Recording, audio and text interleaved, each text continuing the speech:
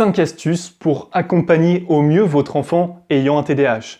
Bonjour et bienvenue dans cette nouvelle vidéo. Dans cette vidéo, je vais tout simplement vous donner 5 astuces, vous partager 5 astuces pour accompagner au mieux votre enfant ayant un TDAH, car il est vrai que sur cette chaîne, je m'adresse principalement aux adultes qui ont un TDAH et aux adultes qui pensent avoir un TDAH mais qui n'ont pas encore été diagnostiqués, mais il y a également les parents d'enfants ayant un TDAH à qui eux, je ne m'adresse pas réellement, ou du moins pas directement, mais qui pourtant, eh bien, pour eux, ce n'est pas facile, d'accord, d'avoir un enfant qui a un TDAH ou d'avoir un adolescent qui a un TDAH. Déjà, qu'être parent d'un enfant tout court doit être compliqué. Je dis ça doit être car je ne suis pas encore parent, Dieu merci, mais être parent d'enfants ayant un TDAH, d'après ce que j'ai entendu dire, d'après ce que mes parents ont pu me dire sur le sujet, c'est vraiment très compliqué. Encore plus que lorsque l'enfant n'a pas de TDAH. Donc, je vais dédier cette vidéo à vous, parents d'enfants ayant un TDAH, et je vais vous donner 5 astuces pour accompagner au mieux votre enfant ayant un TDAH. Donc, la première astuce que j'ai à vous partager, c'est de mettre en place une activité sportive au quotidien pour votre enfant. Donc, il est pour moi essentiel que cet enfant qui a un TDAH, avec hyperactivité physique ou non, puisse aller se dépenser chaque jour, car il en a besoin en fait. Il en a réellement besoin. Moi, d'après ce que m'ont dit mes parents, lorsque j'ai commencé le judo à l'époque, c'était le judo, lorsque j'avais 7-8 ans, eh bien j'étais beaucoup plus calme. Je pouvais, le soir, surtout lorsque la fatigue commençait à arriver, et après l'école, qui à l'époque avait été très frustrante pour moi, eh bien j'avais besoin en fait d'extérioriser toute cette énergie et toutes ces mauvaises ondes également que j'avais pu accumuler durant l'école, d'accord, la journée. Et donc le soir, j'étais souvent vraiment à bout. J'étais à 2 doigts d'exploser tous les soirs. Et le fait de faire du judo en fait après les cours, ça m'a tout simplement permis d'extérioriser, de dépenser cette énergie. Alors, bien évidemment, le sport ne faisait pas tout, d'accord? Un TDAH reste un TDAH et c'est pas en faisant 1 heure de sport tous les soirs que ce TDAH, on ne va plus en entendre parler et qu'il ne va plus poser problème, bien évidemment. Mais je vous conseille tout de même, évidemment, de faire du sport, car le sport va aider votre enfant à extérioriser, à se dépenser physiquement, et il sera beaucoup plus calme après, beaucoup moins impulsif, beaucoup plus disposé également à se reconcentrer s'il y a besoin après. Donc voilà, je vous invite vraiment à inscrire votre enfant dans un club de sport si ce n'est pas déjà fait. Et la seconde astuce que j'ai à vous partager pour accompagner au mieux votre enfant ayant un TDAH est de ne pas laisser vos émotions en tant que parent vous envahir, d'accord?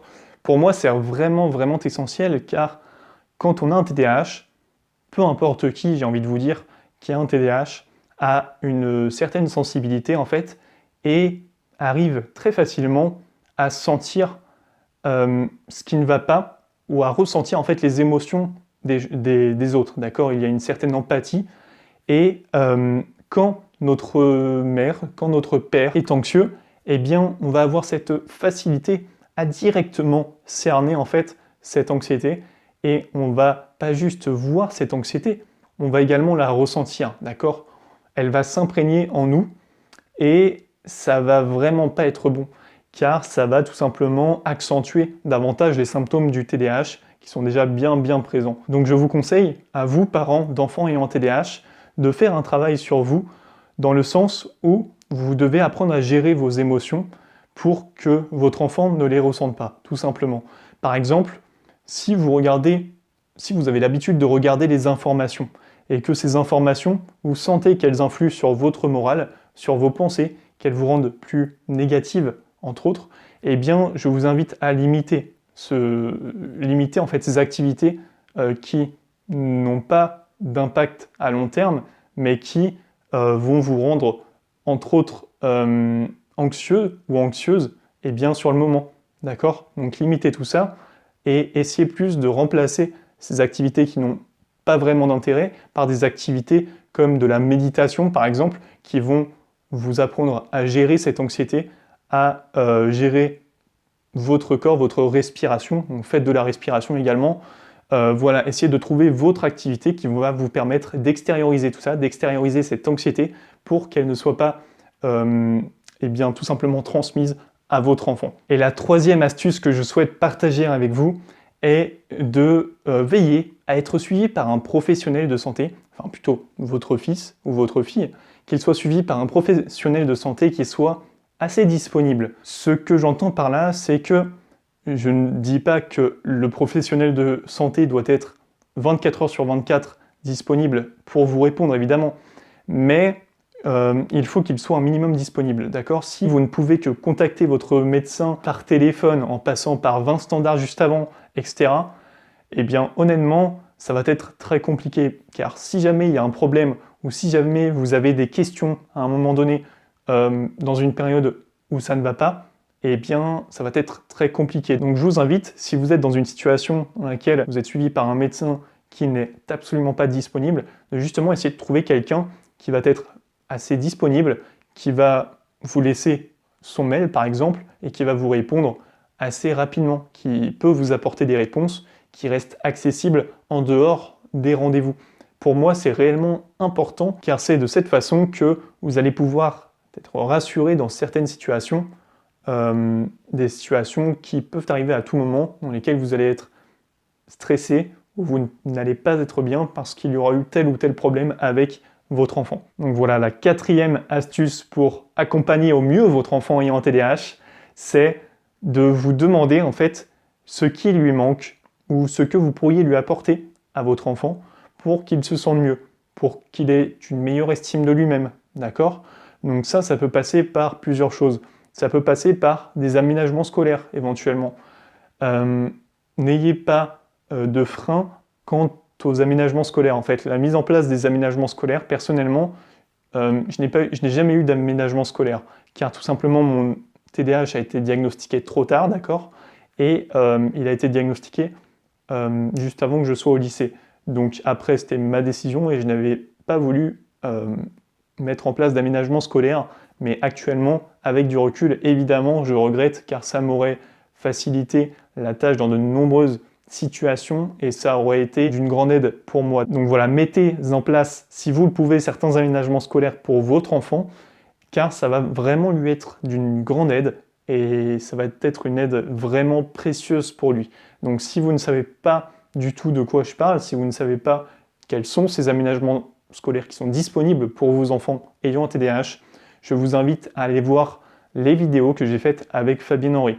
Je mettrai les liens bien évidemment en description, vous n'aurez qu'à cliquer dessus pour vous rendre sur celle-ci. Donc la cinquième et dernière astuce que je souhaite vous partager pour accompagner au mieux votre enfant ayant TDAH est de le soutenir. Notre environnement scolaire et tout le reste, tous les stops en fait qu'on a pu se prendre durant notre enfance, que l'on ait 18 ans ou que l'on ait 11 ans, et bien tout ça, ça va faire en fait que notre estime de soi va être vraiment faible et on va avoir moins confiance en nous, on va moins oser faire les choses et le fait que l'on nous félicite, le fait que l'on nous encourage, que l'on nous récompense en fait, va faire que l'on va se dire ok, mais en fait peut-être que je suis capable de faire des choses, peut-être que non, je ne suis pas qu'un raté entre autres, et peut-être que oui, j'ai ma place ici, que je peux faire des choses, que je peux apporter, que je peux contribuer et faire des choses exceptionnelles tout simplement.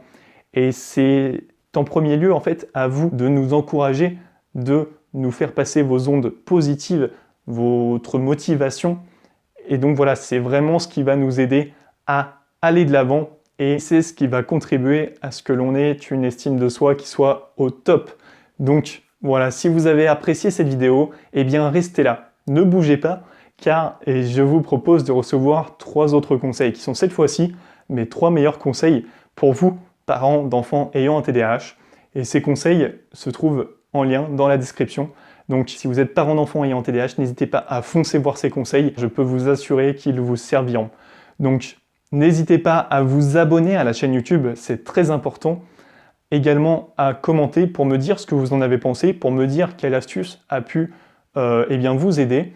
Et n'hésitez pas à me dire si vous avez d'autres astuces également.